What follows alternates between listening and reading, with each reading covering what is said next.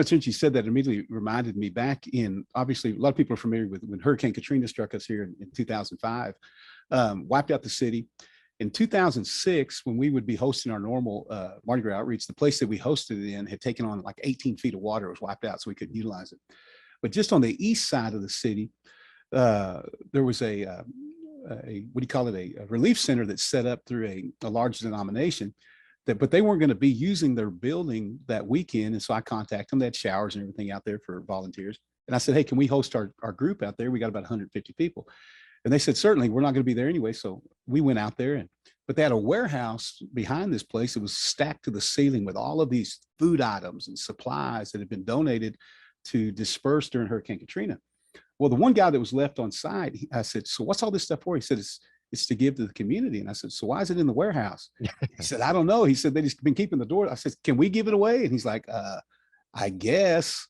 And so we slung open the doors to that warehouse while these folks were gone and put a sign out on this road in New Orleans East. And within an hour, the line was stretched literally to the vanishing point. You couldn't see it. But we had about 150 people that had come in for the mission trip. And so about every fourth or fifth car, we just stretched them out down the road from about 10 o'clock that morning till probably about 8 o'clock that night. And so as the cars would come by, as they were waiting to come to the warehouse to get their food and supplies, man, people were praying for them. And so they would be prayed for 30 or 40 times. People were ministering to them.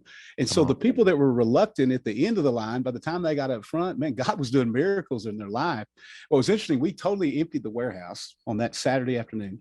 On Monday, when the folks that had operated that facility came back, the man in charge walked in the warehouse and it was empty. Now, his temperature went up and he said, what happened? And one of the people said, well, Pastor Troy gave it all away. And he's like, what? And so he comes out to the front of the property looking for me. But before he got there, 2 semi trucks had pulled up in the driveway of this facility. And I went out there and the guy said, hey, listen, we were supposed to bring these 2 semi loads to another ministry. They've refused delivery.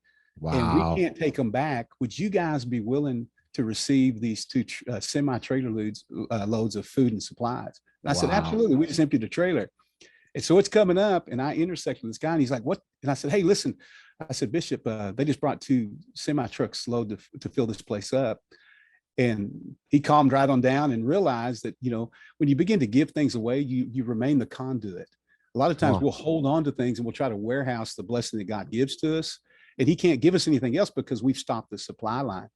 And he met with his people that afternoon and he took credit for this trucks dropping off. And I'm totally okay with that myself because hearts and lives were changed. And he talked about the miracle that God did, that he wasn't willing to do it. So a lot of it's just being available, and at the end of the day, I'm not looking to get my face on a billboard.